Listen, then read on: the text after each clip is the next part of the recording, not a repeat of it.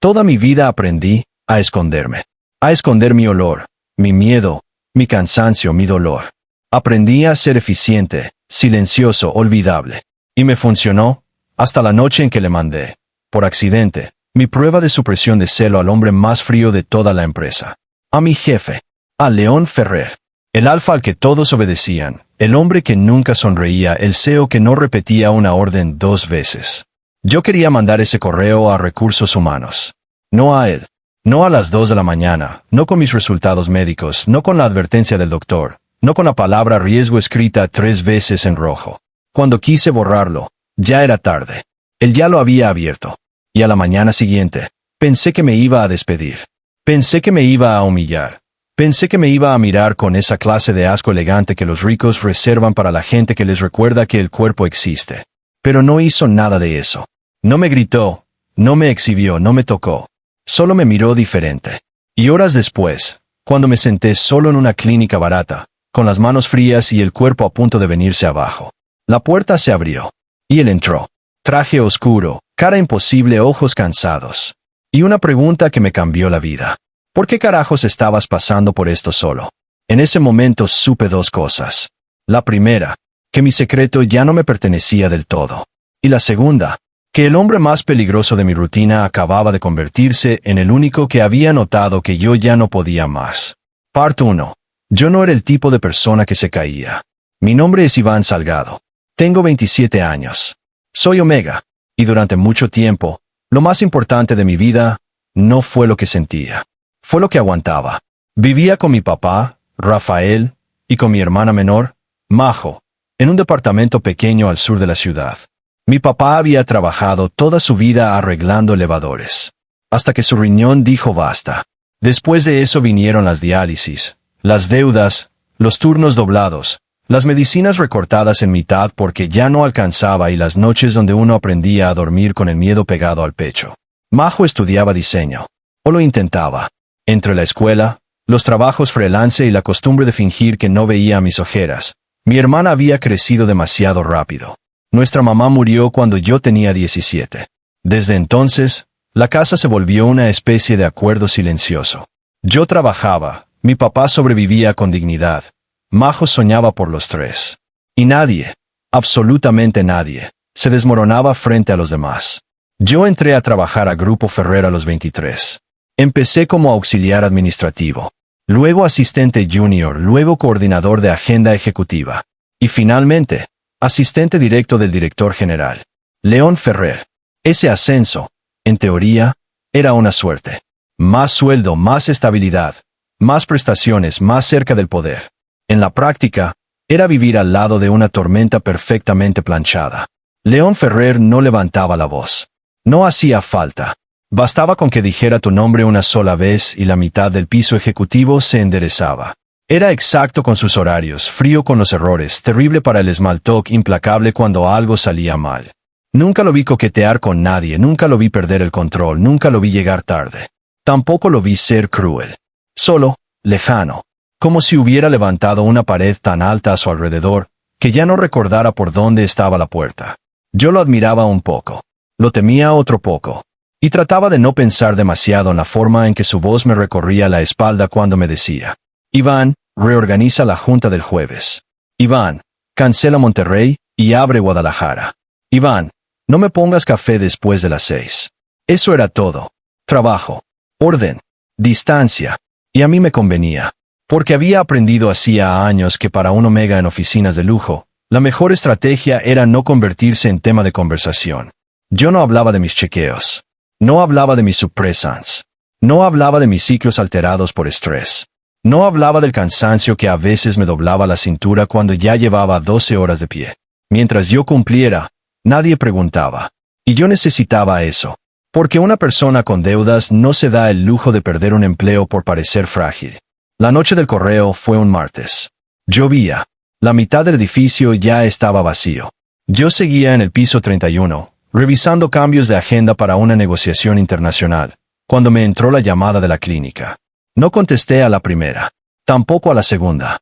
Contesté a la tercera porque el número ya me estaba dando mala espina. ¿Señor Iván Salgado? Sí. Le habla la doctora Mireles. Ya revisé sus estudios de supresión y necesito que venga mañana. Miré la hora 11:48 p.m. ¿Es urgente? Silencio breve. Sí. Ese sí, me dejó helado. La doctora siguió hablando. Hormonas alteradas. Saturación de medicamento. Riesgo de colapso si seguía automedicándome. Reposo recomendado. Ajuste obligatorio. No más parches de farmacia genérica. Nada de dobles dosis. Yo casi no escuché la mitad, porque mi cabeza ya estaba haciendo cuentas. La renta, la diálisis de mi papá, la colegiatura pendiente de Majo, la tarjeta vencida, las 2 cajas de Supressans que me quedaban escondidas en el cajón del baño. Le voy a mandar los resultados completos por correo, dijo la doctora. Y necesito su autorización para reportar el cambio al sistema médico de la empresa, porque usted está cotizando con seguro corporativo. Eso me tensó. No, señor Salgado, si no lo reporta, mándemelo a mí primero. Hubo una pausa larga. Está bien, pero necesito verlo mañana. Colgó. Me quedé inmóvil frente a la pantalla. 5 minutos después, entró el correo. Abrí el archivo. No debí hacerlo ahí. No debí leerlo con el edificio medio apagado, la lluvia en las ventanas y la oficina del CEO todavía iluminada al fondo del pasillo. Pero lo hice. Desequilibrio hormonal severo, riesgo de celo inducido por estrés, suspensión inmediata del actual método de supresión. Abajo venía una recomendación marcada con amarillo. Evitar jornadas prolongadas y ambientes laborales de alta presión. Me reí. Solo un poquito. De esa risa fea que sale cuando la vida ya perdió el sentido del humor antes que tú. Necesitaba reenviar ese correo a Laura Hernández de Recursos Humanos Médicos. Laura H. Eso hice siempre cuando había temas de seguro.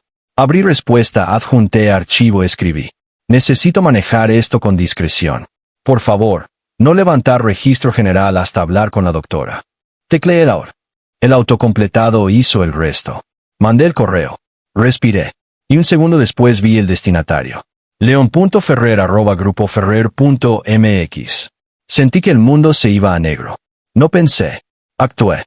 Intenté cancelar. Demasiado tarde. Mensaje abierto. No sé cuánto tiempo me quedé viendo esa pantalla. 30 segundos, tal vez un siglo.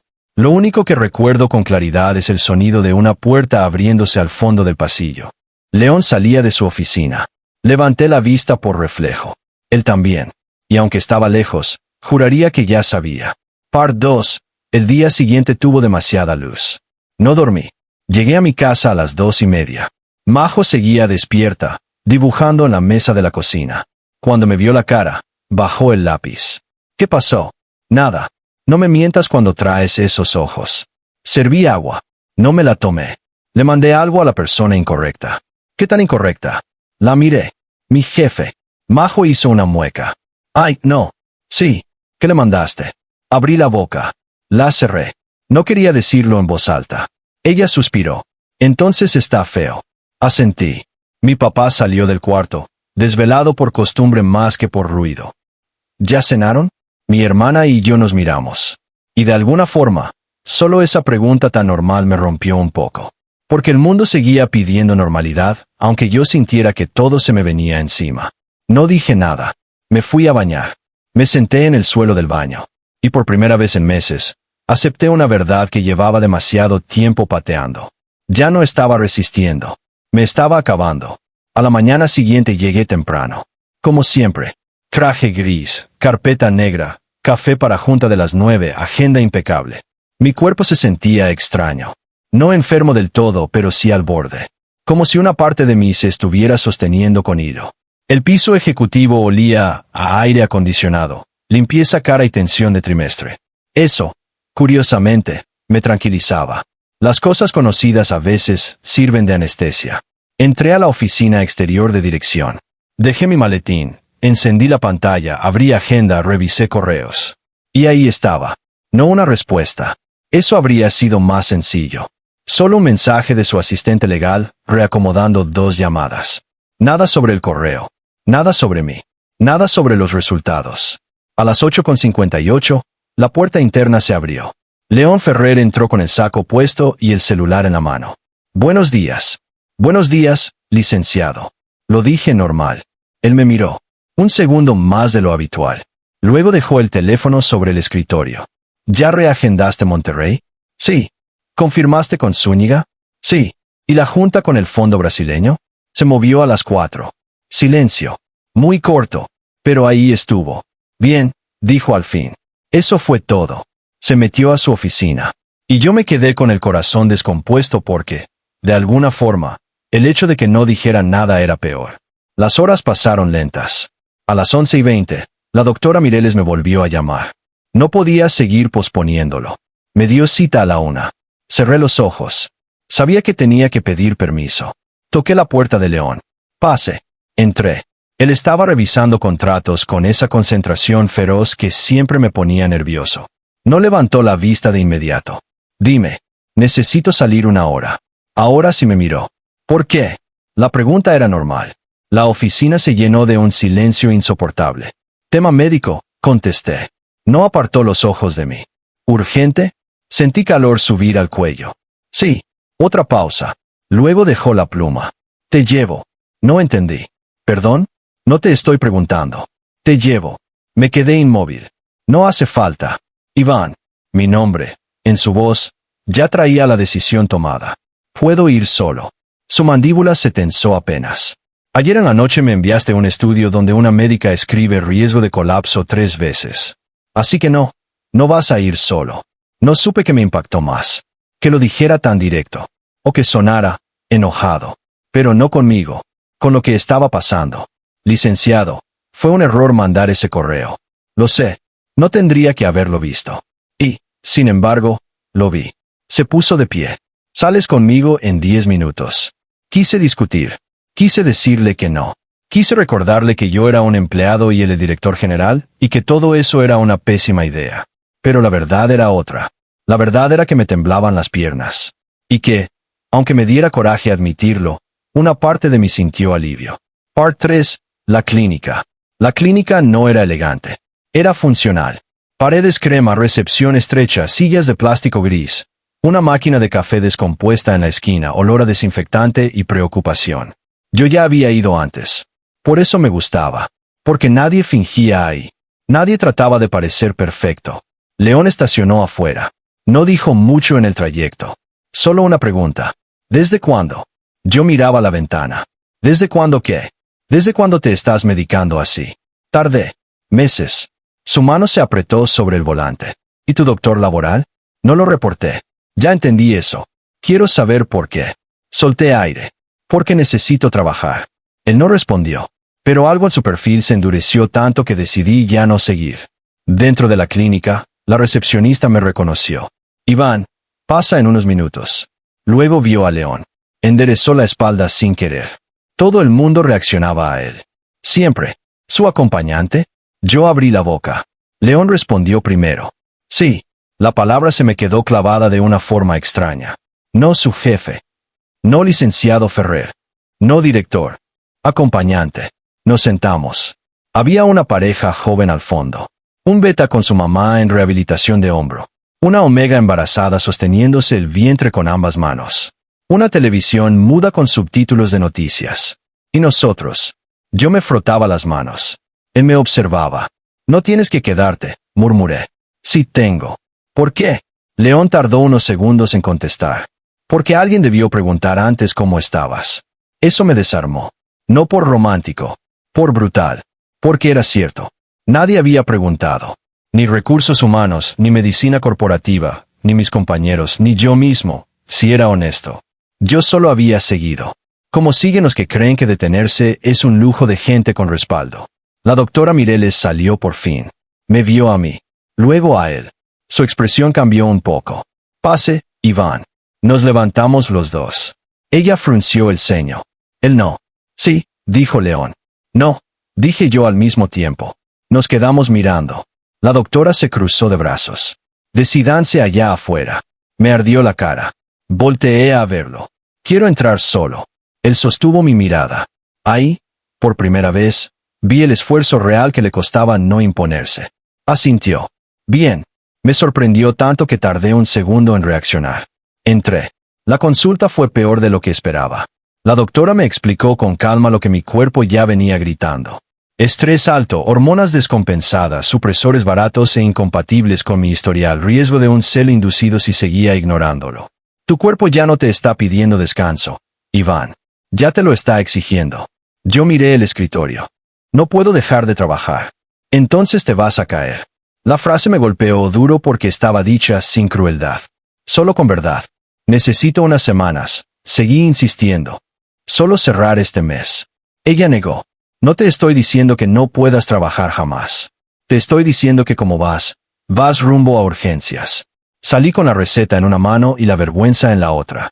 León se puso de pie apenas me vio. ¿Qué dijo? Que no me voy a morir hoy. Felicidades. Iván, que necesito cambiar el tratamiento. Y que tengo que bajar el ritmo. No respondió. Tomó el sobremédico de mi mano. Leyó la hoja superior. Volvió a leer. Y entonces alzó la vista. Se veía verdaderamente furioso. ¿Tus parches son genéricos? Sí. ¿Desde hace cuánto? No importa. Me importa. No es tu cuerpo. Di la frase por impulso. Él se quedó quieto.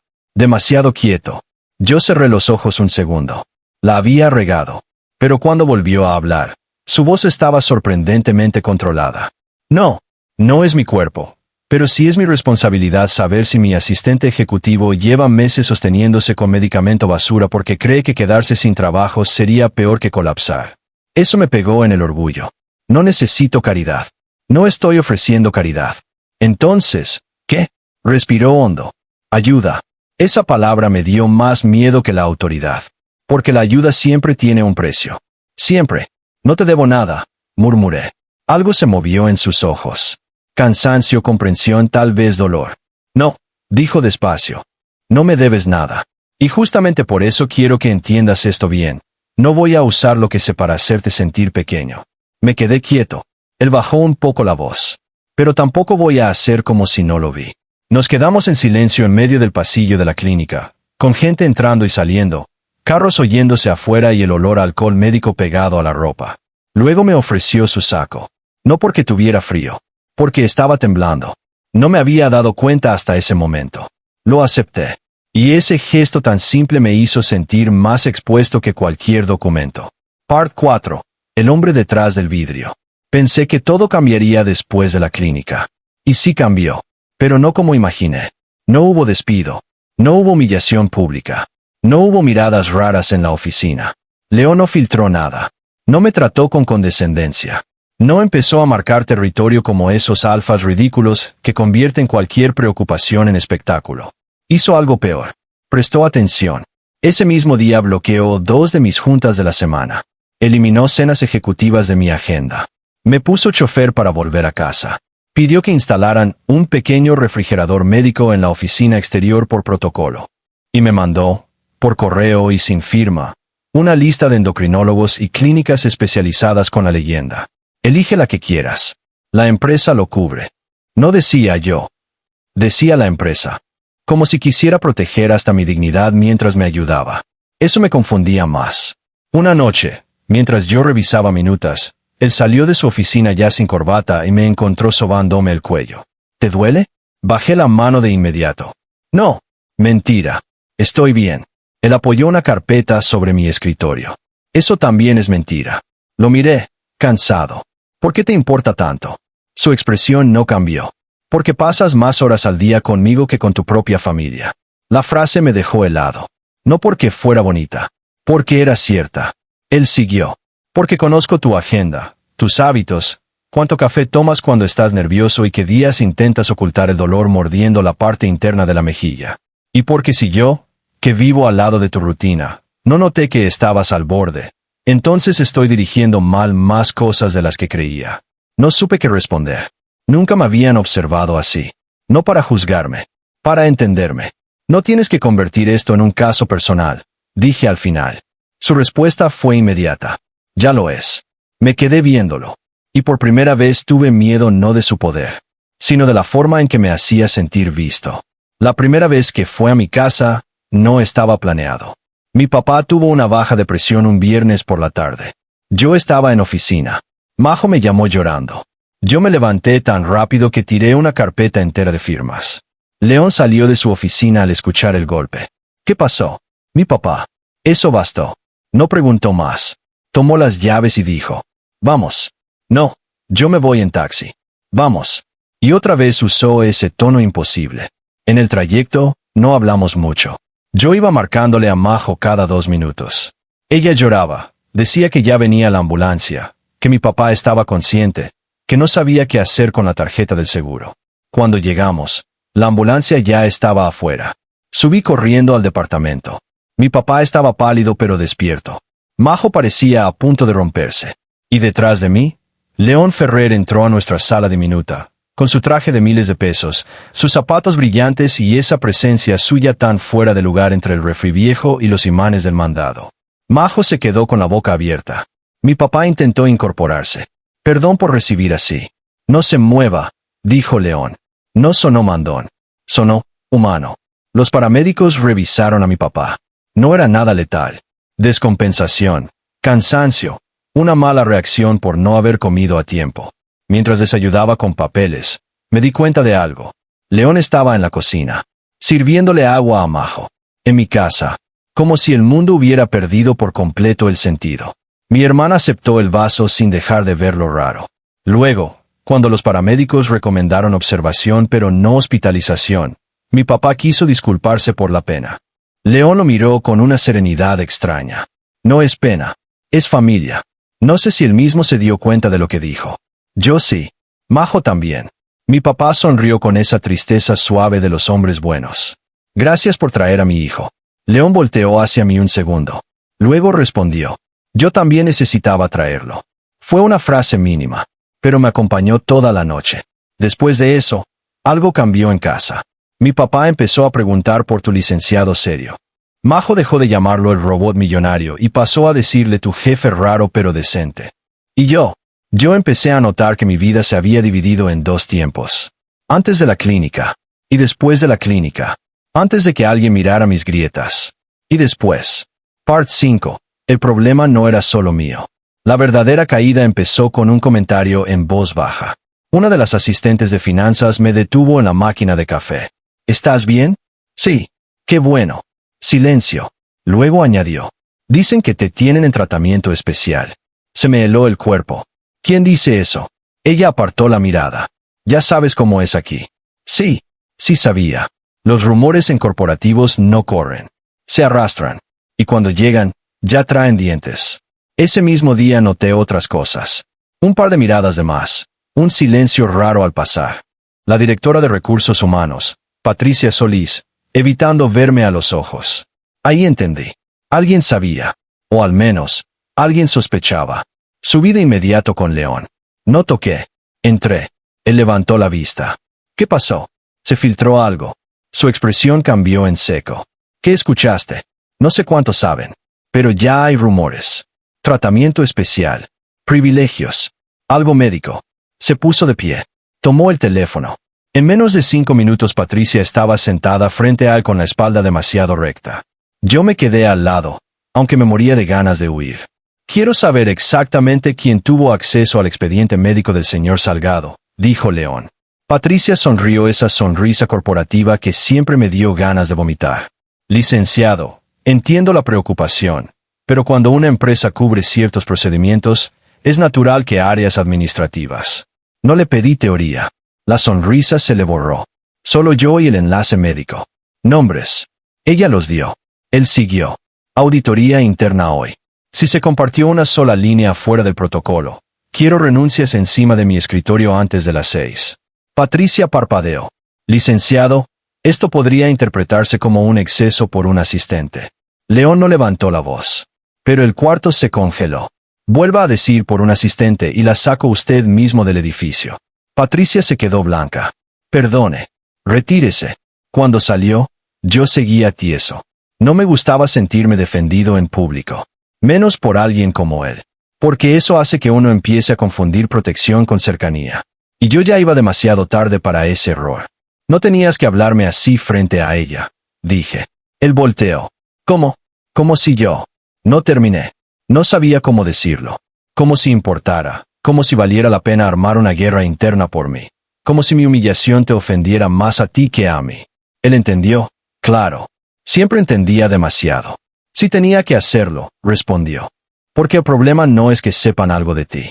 El problema es que crean que pueden usarlo. Me crucé de brazos. Yo no te pedí eso. Lo sé. Entonces deja de actuar como si me importaras. El silencio fue brutal. No por la frase en sí, por cómo la dijo. Sin jugar, sin escapar. Directo. Me ardieron los ojos y me dio coraje inmediato por eso.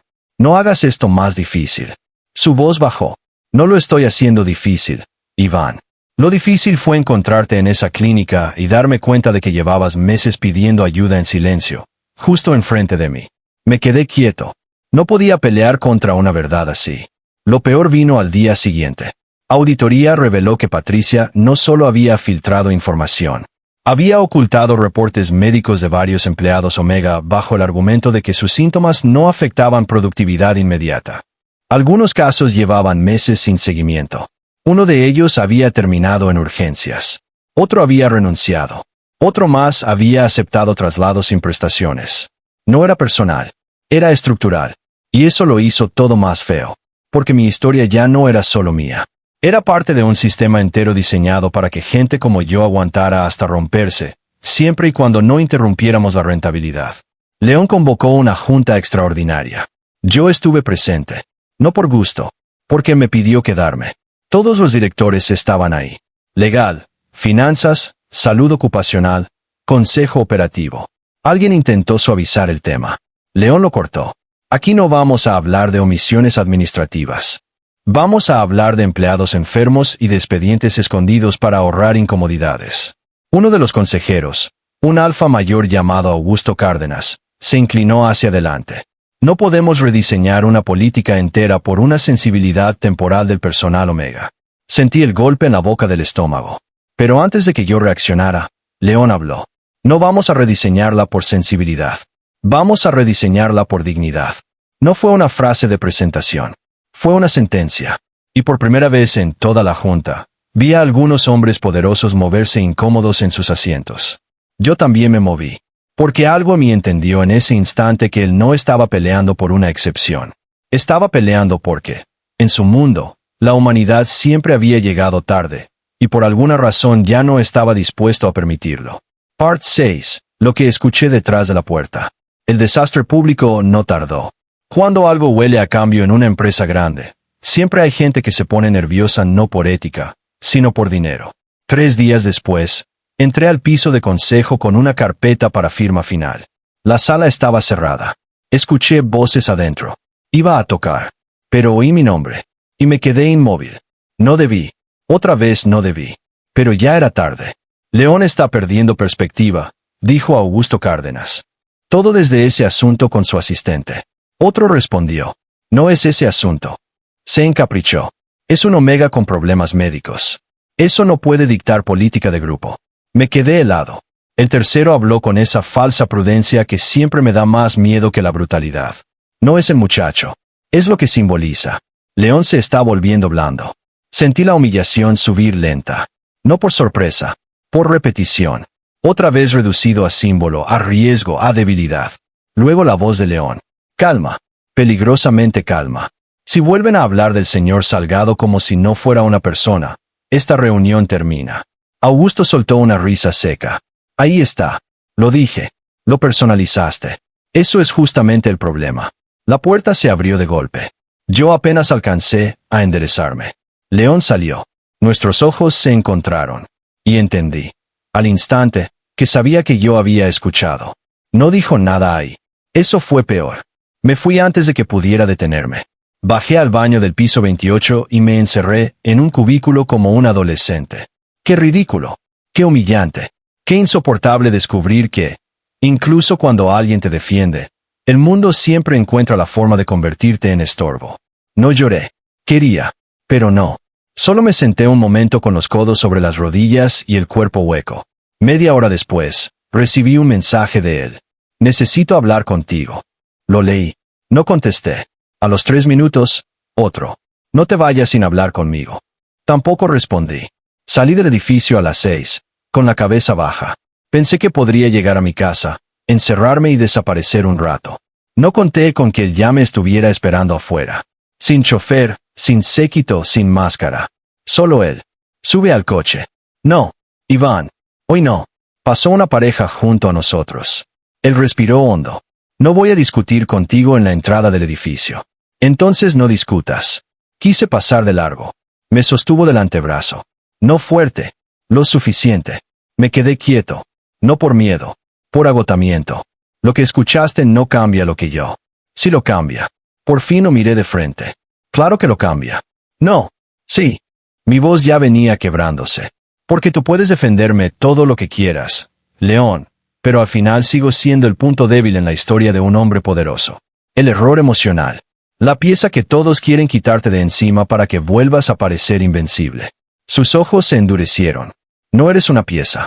Entonces deja de ponerme en medio de guerras donde todos creen que saben lo que significo para ti menos yo. Eso sí le dolió. Se notó. Apretó la mandíbula. ¿Quieres saber qué significas? No contesté. Él dio un paso más cerca. Significas la primera persona en años frente a la que no quiero parecer invencible. La frase me atravesó completa. Yo odié eso. Odié querer creerle. Odié la forma en que mi pecho reaccionó antes que mi orgullo. No puedes decirme eso cuando toda tu gente cree que eres débil por mi culpa. No son mi gente. Son tu mundo. Y tú también. El aire entre nosotros se hizo pequeño. Por un segundo pensé que iba a besarlo. En plena banqueta, con el tráfico pasando, con la ciudad mirándonos como si nada. No lo hizo. Yo tampoco. Porque había algo más fuerte que el deseo. El miedo. No sé estar dentro del mundo de alguien como tú. Susurré. Su voz bajó junto con la mía. Yo tampoco sé pedirte que entres. Y ahí supe que lo peor ya había pasado. Porque cuando dos personas se dicen la verdad así, ya no hay forma de volver a fingir. No subí a su coche. Me fui en taxi. Y esa noche, por primera vez desde la clínica, no quiso forzar nada. Solo me mandó un mensaje a las 11:20. No eres una carga. No eres mi debilidad. Si mañana quieres odiarme, te escucho. Pero no te mientas sobre lo que eres para mí. No dormí. Otra vez. Part 7. El hombre que llegó tarde a su propia vida. No fui a la oficina al día siguiente. Pedí incapacidad médica. Verdadera esta vez. Majo me encontró en la sala, sentado sin hacer nada. Cosa tan rara que hasta le dio miedo. ¿Terminaste con tu jefe imaginariamente? Preguntó. La miré. ¿Cómo sabes que no es imaginario? Se sentó a mi lado. Porque cuando te importa a alguien de verdad, dejas de verte cansado y empiezas a verte asustado. La odié un poquito por acertar tanto. Le conté casi todo. No el correo completo, no los detalles corporativos. Pero sí lo esencial. La clínica, la ayuda, la filtración, lo de afuera del edificio. Majo escuchó en silencio. Luego dijo, tienes dos problemas. Gracias, terapeuta.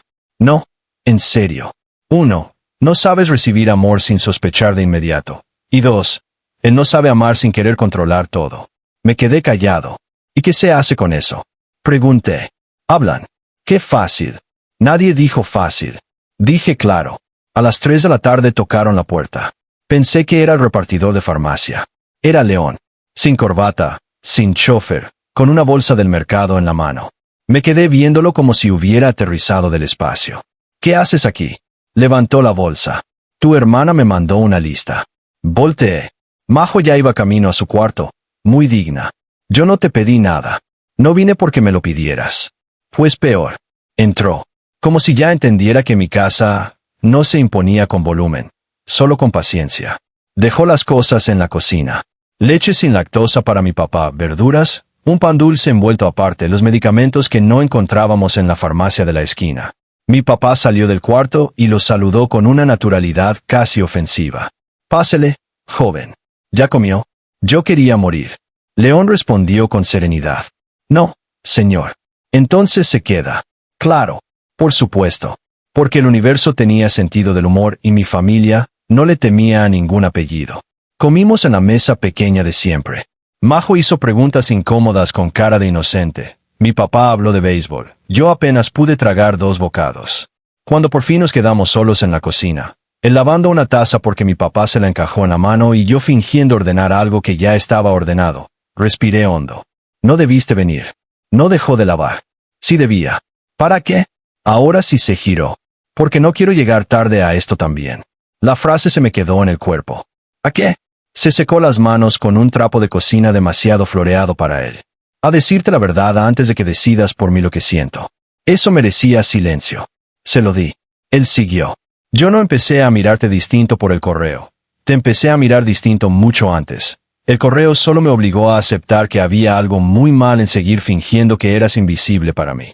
Sentí que el piso ya no estaba firme. León, no te estoy pidiendo nada. Eso suena a que sí. No. Dio un paso apenas. Te estoy diciendo algo que debí decir antes. No te cuidé por lástima. No te defendí por culpa. No fui a esa clínica por obligación. Su voz bajó. Fui porque cuando leí ese estudio vi números. Sí. Pero detrás de esos números te vi a ti. Solo. Asustado. Haciéndote pedazos para seguir funcionando como si tu cuerpo no tuviera derecho a cansarse. Ya no pude verlo sin que me ardieran los ojos. No sabes lo que eso hace, murmuré. Él me sostuvo la mirada. Explícamelo. Y eso fue lo que me terminó de romper. No entiendo. No ya sé. No yo resuelvo. Explícamelo. Como si de verdad quisiera entrar a mi dolor sin colonizarlo. Así que lo hice. Le hablé de mi mamá muriéndose en un hospital donde nadie explicó nada bien. De mi papá sintiéndose menos desde que enfermó, de aprender a contar dinero antes que descanso, de no reportar síntomas porque los omegas problemáticos siempre cuestan más, de lo humillante que es necesitar ayuda cuando toda la vida te enseñaron que ser querido sale caro. Él no me interrumpió ni una sola vez. Cuando terminé, mi voz ya venía gastada. Por eso me cuesta tanto creerte. Su respuesta tardó apenas un segundo. Lo sé. No, no lo sabes. No, tienes razón. No lo sé del todo. Y dio el último paso. Pero si me dejas, quiero aprender. No me besó. No me tocó. Esperó. Y por alguna razón, esa espera fue la cosa más íntima que me había ofrecido nadie. Fui yo quien cerró la distancia. Lo abracé primero. Torpe. Cansado. Con una desesperación que ya no me alcanzó para esconder. Lo sentí quedarse quieto. Luego sus brazos me rodearon despacio, como si supiera que cualquier fuerza de más podía asustarme. Apoyé la cara en su pecho. Olía a lluvia, a ropa limpia y a algo profundamente suyo que mi cuerpo reconoció antes que mi cabeza. No quiero ser tu debilidad, le dije. Su barbilla rozó mi cabello. No lo eres. Entonces, ¿qué soy? Tardó. Y cuando respondió, lo hizo tan bajo que casi no lo escuché. La parte de mi vida a la que ya no quiero llegar tarde. Ahí sí lo besé. En mi cocina, con la olla del arroz enfriándose atrás, con las voces de mi papá y Majo en la sala, con el corazón completamente fuera de lugar. Y él me besó de vuelta con una calma devastadora. Sin hambre ciega, sin apropiación. Con cuidado. Como si yo fuera algo que por fin había encontrado, y pensaba sostener bien. Parte 8. Elegir quedarse. Las cosas no se arreglaron por arte de magia después de eso. No vivimos felices a la semana siguiente. No. Todavía había consejo, todavía había escándalo interno, todavía había trabajadores sin atención, todavía había un sistema entero que necesitaba cirugía. Pero ya no estábamos solos del mismo lado de la mesa. Y eso lo cambió todo. León abrió una revisión completa del esquema médico corporativo. No cosmética. Real. Hubo despidos. Demandas internas. Auditorías externas. Patricia salió con una liquidación mínima y el nombre manchado. Augusto Cárdenas intentó tumbar a León frente al consejo alegando decisiones emocionales. Lo hizo en una sesión donde yo no debía estar. Pero estaba. Porque esta vez entré con la cabeza arriba. No como tema, como testigo. León habló poco. Como siempre. Y justo por eso cada palabra pesó más. No estamos aquí para discutir si la salud de nuestros empleados es incómoda para la rentabilidad, dijo. Estamos aquí para decidir si Grupo Ferrer quiere seguir siendo una empresa que presume excelencia, mientras deja que su gente se rompa en silencio. Un consejero quiso hablar. León no lo dejó. Si el costo de corregir esto es perder una parte de nuestras utilidades este año, lo asumo. Si el costo es mi cargo, también. Eso sí hizo ruido. Yo lo miré. No sabía que iba a decir eso. Él volteó hacia mí apenas un segundo. Y entendí algo profundo. No estaba haciéndolo por mí solamente, pero sí estaba haciéndolo con una clase de valor que yo no sé si habría encontrado sin todo lo que pasó entre nosotros. Al final, no perdió el cargo. Ganó la votación por margen estrecho. Y esa fue la prueba más clara de que el poder también cambia cuando alguien lo obliga a mirarse de frente. Mi tratamiento mejoró. Mi cuerpo tardó, pero respondió. Volví al trabajo en esquema reducido. No como favor. Como política nueva. Los empleados Omega, Beta y Alfa con tratamientos crónicos recibieron ajustes reales, seguimiento digno y algo radical en ambientes corporativos. Permiso para ser humanos. Majo empezó a llamarlo León, sin cara de asesinato. Mi papá le enseñó a preparar café en olla. La primera vez que lo hizo, quedó espantoso. Mi abuela dijo que ni de millonario se le quitaba lo inútil en la cocina. Y él, increíblemente, se rió. No como CEO, como hombre. Eso me enamoró más de lo que debía. Un sábado, semanas después, me llevó de nuevo a la clínica donde todo había empezado. ¿Te sientes mal?, pregunté en el coche. No. Entonces, no respondió hasta entrar. La recepcionista sonrió al verme. La doctora Mireles salió a saludarnos. Y entonces entendí. León había financiado una ampliación del programa de atención para empleados de bajos recursos derivados por la empresa. Sin rueda de prensa. Sin placa enorme con su nombre. Sin campaña. Solo atención. Medicamentos reales, seguimiento, convenio para familias. Me quedé mirándolo. No tenías que. Lo sé. Entonces, ¿por qué? Su respuesta fue sencilla. Porque llegué tarde para muchas cosas en mi vida, Iván. No quiero seguir llegando tarde donde todavía puedo hacer algo. La frase me llenó el pecho de una forma dolorosamente hermosa. Le tomé la mano ahí mismo, en el pasillo blanco donde semanas antes yo me había sentido tan solo. Entonces quédate, le dije. Él me miró con esa intensidad suya, tan limpia cuando dejaba de defenderse. ¿Eso fue una orden? Sonreí. No, fue una lección. Y él, el alfa frío, el jefe imposible, el hombre que nunca pedía segunda oportunidad. Entrelazó sus dedos con los míos como si por fin entendiera que el amor no era una distracción de su control. Era la única razón por la que valía la pena usarlo bien. Epílogo. 1 año después, la vida no era perfecta. Gracias a Dios. La perfección siempre me ha dado desconfianza. Pero era nuestra. Mi papá seguía en tratamiento, más estable. Majo consiguió su primer proyecto grande de diseño y todavía me hablaba llorando cada vez que un cliente le pagaba a tiempo, como si fuera milagro. Yo seguía trabajando con León. Sí, pero ya no como un hombre que se está rompiendo en silencio detrás del escritorio. Seguía siendo su asistente ejecutivo, aunque la verdad era otra. Era su mano derecha en más cosas de las que cualquiera sospechaba. Y en privado, era el hombre que podía tocar su frente cuando el día lo rebasaba. El único al que le confesaba cuando no había dormido. El único frente al que no fingía ser de mármol. A veces discutíamos. Mucho. Él seguía queriendo resolver antes de preguntar.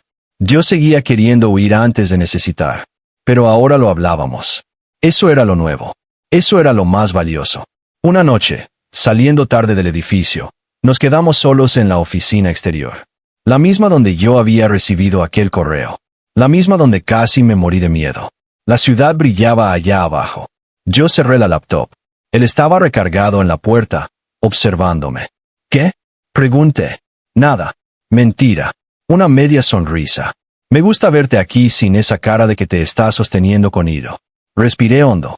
A mí me gusta que ya no me mires como si fueras a cargar el mundo entero antes de dejarme ayudar. Se acercó. Lento. Seguro. Sigo queriendo hacerlo.